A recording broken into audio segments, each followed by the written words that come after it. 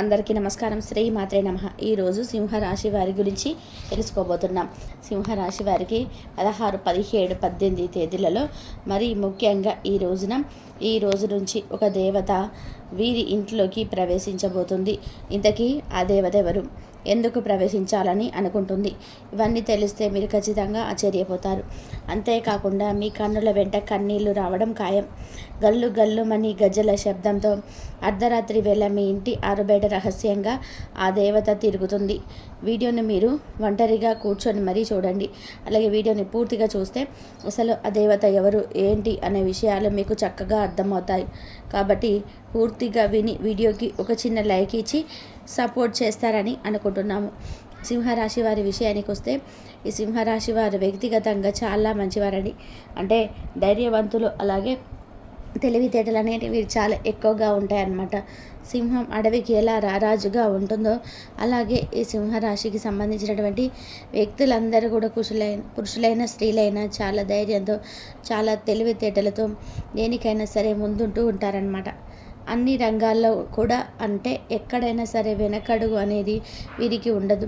అలాగే నలుగురిలో వీరు ఏంటంటే ఒక్కొక్కరిగా అంటే ముందుకు ఉంటూ ఉంటారనమాట. అంటే ప్రతి దానిలో కూడా పోటీగా జీవితంలో ఒక మంచి విజయాన్ని సాధించాలని చెప్పేసి చాలా రకాలైనటువంటి ఆశలకు ముందుకు అడుగులు వేసే వ్యక్తిగా వీరిని అని చెప్పుకోవచ్చు. కాకపోతే వీరికి చిన్న వయసు నుంచే కూడా కష్టాల సంఖ్య అనేది చాలా ఎక్కువగా ఉంటుంది. అయినా కూడా వీరు ఏంటంటే వీరి యొక్క ధైర్య సాహసాలతో ఆ పరిస్థితుల నుంచి బయటకు నెట్టుకొస్తున్నారని చెప్పేసి మనం చెప్పుకోవచ్చు అనమాట. వీరు ఎక్కడా కూడా ఎన్ని పరిస్థితులు వీరిని ఉక్కిరి బిక్కిరి చేసినా, మనుషులు ఇబ్బంది పెట్టినా, పరిస్థితులు ఇబ్బంది పెట్టినా వీరు ఎక్కడ కూడా వీరి వ్యక్తిత్వాన్ని మాత్రం ఎక్కడ కూడా వదులుకోలేరనమాట. చాలా నీతిగా, నిజాయితీగా ఉండేటువంటి వ్యక్తులను మనం సింహరాశి వారిని కూడా చెప్పుకోవచ్చు. పరువు కన్నా ఏది ముఖ్యం కాదు అనుకునే మైండ్ సెట్ వీరిది. వీరు చాలా నిజాయితీగా ఉంటారు. వీరి విషయంలో ఎవరి తప్పైనా జరిగితే వారిని అసలు ఊరుకోరు. అలానే వీరు చాలా మాట మీద నిలబడతారు, మాటకు కట్టుబడి ఉంటారు. నమ్మిన వాళ్ళకే మేము అన్యాయం చేయబోము అనే ప్రేమ అనురాగాలు కానీ, నీతి నిజాయితీ కానీ విషయంలో కానీ చాలా సిన్సియర్గా ఉంటారనమాట. కాబట్టి వీరికి ఏంటంటే ఆ దైవానుగ్రహం అనేది పుష్కలంగా ఉంది. ఎప్పుడైనా సరే మంచి వారికి కష్టాలు అనేటివి ఎక్కువగానే ఉంటాయండి. మనం గమనించినట్లయితే దేవుడు వీళ్ళు తట్టుకోగలుగుతారా లేదా అని చెప్పేసి ఒక టెస్టర్ని, ఒక పరీక్షలాగా పెడతారనమాట. పెట్టినప్పుడు అలాంటి పరీక్షలలో మనం ధైర్యంగా ముందుకు నెట్టి వెళ్ళగలిగితే పర్వాలేదు, మనకి ఆ కష్టాలు మన వెనకాల సుఖాల యొక్క తెర అంటే తలుపు అనేది తెలిసి ఉంటుంది. మాటలు ఈ కష్టాలు దాటుకొని వెళ్తే తర్వాత సుఖం అనేది తలుపు తెరిచి మనం లోపలికి వెళ్ళినప్పుడు ఏంటంటే మనం చాలా సంతోషపడగలుగుతాం. అలాగే సింహరాశి వారు కూడా ఈ కష్టాలన్నింటినీ కూడా చాలా వరకు కూడా తట్టుకున్నారు. కాబట్టి ఆ దేవత యొక్క అనుగ్రహం అనేది వీరి మీద పడింది. ఆ యొక్క దేవత యొక్క ఆశీర్వాదం, ఆ దేవత యొక్క కన్ను వీరి మీద ఉండి వీరి చుట్టూనే తిరుగుతుంది. ఎన్నంటే వీరు బయటకు వెళ్తే లోపల ఉంటే లోపల, బయటే ఉంటే లోపల, ఇలా ప్రతి అడుగులో కూడా ఏంటంటే ఆ దేవత మీ చుట్టూ తిరుగుతుంది. ఆ దేవత మీ చుట్టూ తిరుగుతుందన్న విషయం మీకు తెలియాలి అని చెప్పేసి ఆ దేవతను కొలవడం అనేది జరిగింది. ఎందుకంటే ఈ మధ్య మీరు గమనించినట్లయితే మీ జీవితంలో అంటే కొన్ని కష్టాలు వస్తూ ఉన్నాయి అంటే మీకు సమస్యల పరిష్కారం కూడా దొరకట్లే. ఆ కష్టాలకి, ఈ సమస్యకు పరిష్కారం కూడా దొరకట్లే. అసలు ఏం చేయాలో కూడా అర్థం కావట్లేదు. ఏ దారి కూడా కనబడినటువంటి పరిస్థితులు, అలాగే నష్టాలు మీ జీవితంలో ఖచ్చితంగా ఈ మధ్య ఎదుర్కొంటున్నారు. అది బయటకు చెప్పుకోలేరు. లోపల మీలో మీరు ఉంచుకోలేక సతమతం అయిపోతున్నారనమాట. అలాంటి సమస్యల నుంచి ఆ దేవత మిమ్మల్ని బయటపడేయడానికి వచ్చింది. ఎందుకంటే మీలో మీరు ఒంటరిగా కుమిలిపోవడం, ఎంత ధైర్యం ఉన్నప్పటికీ మీరు మనుషులే కదా, అలా ఒకసారి ఏంటంటే పరిస్థితులు ఉక్కిరిబిక్కిరి చేస్తుంటాయన్నమాట. అలాంటప్పుడు మీరు ఏంటంటే చాలా అల్లరి పడుతూ, అమ్మ ఏంటమ్మా అసలు ఏదైనా పరిష్కారం చూపించమని దైవాన్ని కోరినటువంటి సందర్భాలు కూడా చాలా ఉన్నాయి. మీరు ఆ దేవతని ఇంటి చుట్టూతా దేవత తిరుగుతుందన్న విషయం, దగ్గరికి వస్తుందన్న విషయం కూడా మీకు తెలియదు. ఆ దేవత ఎవరో తెలిస్తే మీకు నిజంగా కళ్ళల్లో నుంచి కన్నీళ్ళు ఆగవండి. ఆ కష్టం నుంచి మిమ్మల్ని బయటపడేయడానికి ఆ తల్లి వచ్చింది. మీకు తెలియకుండా చాలా కష్టాలు కూడా బయటపడేసింది కూడా. అంటే ఏదైనా చిన్న చిన్న ప్రమాదాల దగ్గర నుండి అలా బయటకు వెళ్ళి వృద్ధిలో తగ్గిన ప్రమాదాలు, లేకపోతే డబ్బుకు సంబంధించిన సమస్యలు ఉండవచ్చు. మీరు ఏదైనా దూర ప్రయాణాలు చేస్తున్నప్పుడు కానీ, అంటే ఒకసారి ఏంటంటే మనం జాగ్రత్తగా ఉన్నా కూడా ప్రయాణాలు చేసేటప్పుడు ఎదుటి వారి దగ్గర నుంచి మనకు ఏదైనా ప్రమాదం వచ్చేటప్పుడు అవకాశాలు ఉంటాయి. ఇట్లా ఏంటంటే కొన్ని ప్రమాదాల నుంచి ఏంటంటే ఆ దేవత మిమ్మల్ని చాలా వరకు కూడా కాపాడుకుంటూ ఉంటుంది. ఒక కన్న తల్లిలాగా, ఒక వెన్నంటే ఉండి మిమ్మల్ని కాపాడుతుంది. ఆ దేవత ఎవరో తెలిస్తే నిజంగా మీరు చాలా సంతోషంతో కళ్ళ వెంట నీళ్ళు వస్తాయి. బాధతో ఆ దేవత మరెవరో కారండి, మీ ఇంటి యొక్క కులదేవత. చాలామంది కూడా తెలిసే ఉంటుంది. ఆ దేవత మీ ఇంటి కులదేవత. తెలిసిన వాళ్ళకి, తెలియని వాళ్ళకి, వారు ఎవరైనా సరే ఉంటే మీ ఇంటి పెద్దవాళ్ళని, అంటే మీ తల్లిదండ్రులు కావచ్చు, లేదా మీ దూరపు బంధువులు అంటే చుట్టాలు కానివ్వండి, లేదా మీ అమ్మమ్మలు, తాతయ్యలు, మీ నానమ్మ, తాతయ్యలతో ఇలా ఎవరితో ఒకరిని వాళ్ళని అడిగితే ఖచ్చితంగా చెప్తారు. ఎందుకంటే ఖచ్చితంగా మీ ఇంటికి కులదైవం అనే తల్లి ఉందన్నమాట. ఆ తల్లి ఏంటంటే మీరు మీ పనుల్లో పడి, బాధల్లో పడి, కష్టాల్లో పడి మీరేంటంటే ఆ తల్లిని వెనక్కిస్తున్నారు. అంటే ఆ తల్లిని తలవటం లేదు, మీరు పట్టించుకోవటం లేదు. ఇప్పుడు దేవుడు, దేవత అయినా డైరెక్ట్గా మన కళ్ళ ముందుకు వచ్చి ఎవరు కూడా మాట్లాడరండి. అలా వస్తే మనం ఎవరం కూడా తట్టుకోలేం. అలాగే కాబట్టి ఇట్లా ఏంటంటే ఏదైనా ఒక మంచి రూపంలో వచ్చి ఎవరో ఒకరి నోట మాట కావచ్చు, వాళ్ళకి తెలియజేయాలనుకున్న విషయం తెలియజేస్తుంటారనమాట. అలా ఈరోజు నా నోటి వెంట మీకు ఈ తల్లి, అంటే మీ యొక్క కులదేవత నా నోటి వెంట ఈ మాటలు మీకు తెలియజేస్తుంది.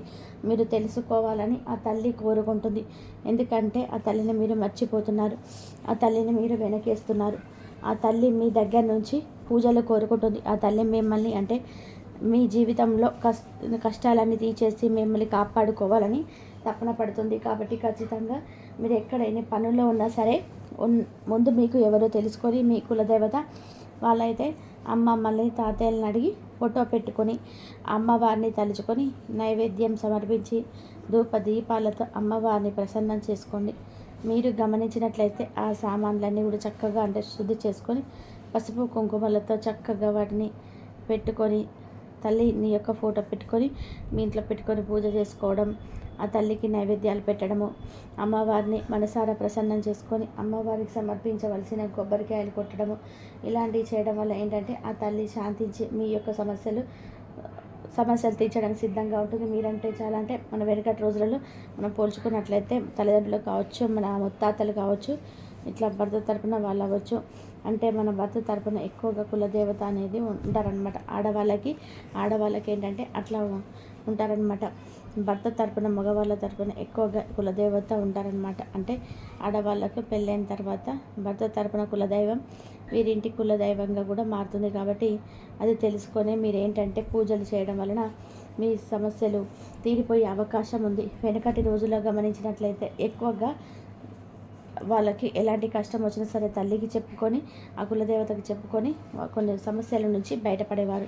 అలానే మొక్కులు చెల్లించుకునేవారు, పొంగల్ చేసుకొని అమ్మవారికి పెట్టేవారు, వాళ్ళ సమస్యల నుంచి బయటపడేవారు. అలా కాకుండా ఇప్పటి రోజుల్లో ఇవన్నీ పట్టించుకోకుండా భయంకరమైన సమస్యలు ఎదుర్కొని వాళ్ళు చాలా రకాలైన భయంకరమైన సమస్యలు ఎదుర్కొని చెప్పలేనటువంటి బాధలు, ఎన్నో ఘోరాలకు పాల్పడుతున్నారు. మీరు నమ్మినా నమ్మకపోయినా కూడా ఇది నిజమండి. ఈ రోజులలో అయినా సరే మనకు టెక్నాలజీ అనేది ఎంత పెరిగినా దైవం మాత్రం ప్రతి ఒక్కరిలో నమ్మి తీరాల్సిందే. దైవాన్ని వెనక్కిస్తే మనం చాలా రకాలైనటువంటి సమస్యలు అనేది ఇబ్బంది పడాల్సి వస్తుందన్నమాట. దైవాన్ని నమ్మిన వాళ్ళు, చెడిపోయిన వాళ్ళు ఎవ్వరు కూడా లేరు. కాబట్టి మీరు ఎన్ని పనుల్లో ఉన్నా ముందు ఆ విషయం తెలుసుకొని, మీ కులదైవం ఎవరో తెలుసుకొని ఖచ్చితంగా ఆ తల్లికి పూజలు చేయడం, ఇలాంటివి చేయడం వల్ల ఆ తల్లి మీకు శాంతించి మీకు వరాలు ఇవ్వడం అనేది సిద్ధంగా ఉంటుందన్నమాట. ఆ తల్లి అర్ధరాత్రి పూట మీరు గమనించినట్లయితే రాత్రి సమయంలో 10 గంటల నుండి 11 గంటలు, 12 గంటలు ఇలా టైంలో మీరు గమనించినట్లయితే మీరు ఇంటి ఆరు బయట మీకు సౌండ్స్ ఏర్పడుతుంటాయి అన్నమాట. అది అమ్మవారి అనుగ్రహం ఉండబట్టి ఆమె చుట్టూ మీ చుట్టూ తిరుగుతుందన్నమాట. మీరు ఏమీ భయపడాల్సిన పని లేదండి. అమ్మవారు మీ ఇంట్లోకి రావాలనుకుంటున్నారు. ఒకసారి అమ్మని తలుచుకొని అమ్మవారికి ధూపదీప నైవేద్యాలు సమర్పించి మీ కుల దేవతను మీరు ప్రసన్నం చేసుకోండి. ఇలా చేసుకుంటే అమ్మవారి ఆశీస్సులు ఎప్పుడు మీ కుటుంబంపై ఉంటాయి. అలానే మీ ఇంట్లో ఆర్థికపరమైన ఇబ్బందులు, చికాకులు, గొడవలు, భార్యాభర్తల మధ్య ఇబ్బందులు ఇలాంటివి ఏమి ఉన్నాయన్నమాట. అన్నీ అమ్మవారే చూసుకుంటుంది. అమ్మవారి కృప వలన ఎవరి కుటుంబమైనా సరే చాలా చక్కగా సుఖ సంతోషాలతో సిరి సంపదలతో తులసిగాల్సిందే. అలాగే మీరు మనస్ఫూర్తిగా చెప్పుకోవాల్సిన ఇంకో విషయం ఏంటంటే మీకు బాధలు కష్టాలన్నీ కూడా తీరిపోతాయి అన్నమాట. మనం చాలాసార్లు అనుకుంటున్నాం చెప్పేసి అలాంటి సమస్యకు దారి దొరకని సమస్యలు కూడా అమ్మవారు పరిష్కారం చెబుతారు. కానీ ప్రతి ఒక్కరు కూడా సింహరాశి వారు ఇప్పుడు పడిన కష్టాలనే చాలు ఒకసారి మీ కులదేవతను తలుచుకొని అమ్మవారిని ప్రసన్నం చేసుకోండి. చూశారు కదా. అలాగే సింహరాశి వాళ్ళకి ఈ వ్యాపారం విస్తరించడానికి కూడా అవకాశాలు లభిస్తాయి. కొత్త వ్యాపార భాగస్వాములు లేదా పెట్టుబడిదారులకు ఆకర్షించగలుగుతారు. కళారంగానికి సంబంధించిన వ్యాపారాలు చేసేవారికి ప్రత్యేకంగా అనుకూలమైన వారం ప్రారంభంలో మీరు ప్రణాళికలు వేస్తారు. అవి త్వరలోనే ఫలితాలను ఇస్తాయి. కొత్త మార్కెట్లలో అడుగుపెట్టడానికి ఇది మంచి సమయం. అయితే వ్యాపార భాగస్వాములు లేదా సహచరులపై అతిగా నమ్మకం ఉంచకండి. చట్టపరమైన విషయాలలో అజాగ్రత్తగా ఉండండి. బుధవారం, గురువారం వ్యాపార ఒప్పందాలు కుదుర్చుకోవడానికి అనుకూలమైన రోజు. మీ వ్యాపారంలో కొత్త సాంకేతిక ప్రయోజనాలను పొందడం లాభదాయకంగా ఉంటుంది. మీరు నిలిచిపోయిన ఏదైనా వ్యాపారం ప్రణాళికను ప్రారంభించడానికి గురువారం, శనివారం మధ్య అనుకూలమైన సమయం. ప్రజలతో మాట్లాడటం మృదువైన భాషను ఉపయోగించండి. అది మీ వ్యాపారానికి ప్రయోజనకరంగా ఉంటుంది. సింహరాశి వారికి ఈ వారం ఆరోగ్యం మెరుగుపడే సూచనలు కనిపిస్తున్నాయి. అనారోగ్యంతో ఉన్నవారి ఆరోగ్యం త్వరగా మెరుగుపడుతుంది. మీరు ఇప్పటి వరకు ఉన్న ఆరోగ్య సమస్యల నుండి బయటపడతారు. అయితే రక్తపోటు ఉన్న వారు కొంత జాగ్రత్తగా ఉండాలి. చర్మ అలర్జీ వంటి చిన్న సమస్యలు వచ్చే అవకాశం ఉన్నది. దీన్ని ఎదుర్కోవడానికి సరైన జాగ్రత్తలు తీసుకోండి. మీ ఆహారపు అలవాట్లను నియంత్రించడం, స్వచ్ఛమైన ఆహారం తీసుకోవడం ద్వారా ఆరోగ్యాన్ని మెరుగుపరచుకోవచ్చు. నిద్ర, విశ్రాంతి తగినంత తీసుకోవడం అవసరం. మీరు బహిరంగ ప్రదేశాలలో వివాదాలు లేదా గొడవల్లో పాల్గొనకుండా జాగ్రత్త పడండి. అది మీ ఆరోగ్యానికి హాని కలిగించవచ్చు. వారి మధ్యలో యోగా లేదా ధన ప్రాప్తిస్తే మీ మానసిక ఆరోగ్యానికి చాలా మేలు చేస్తుంది. వ్యాయామం చేయడం వల్ల శక్తి పెరుగుతుంది. శనివారం, ఆదివారం రోజుల్లో సంపూర్ణ విశ్రాంతి తీసుకోండి. ఆరోగ్యకరమైన జీవనశైలి అలవర్చుకోవడం వలన మీరు దీర్ఘకాలిక ఆరోగ్య లాభాలను పొందుతారు. సింహరాశి విద్యార్థులకు ఈ వారం చాలా లాభదాయకంగా ఉంటుంది. మీరు మీ కెరియర్లో గొప్ప విజయాన్ని సాధించవచ్చు. మీ చదువుల్లో మీరు ఎంతో కృషి చేస్తారు. అది త్వరలోనే ఫలితాలను ఇస్తుంది. పరీక్షలలో మంచి మార్కులు సాధిస్తారు.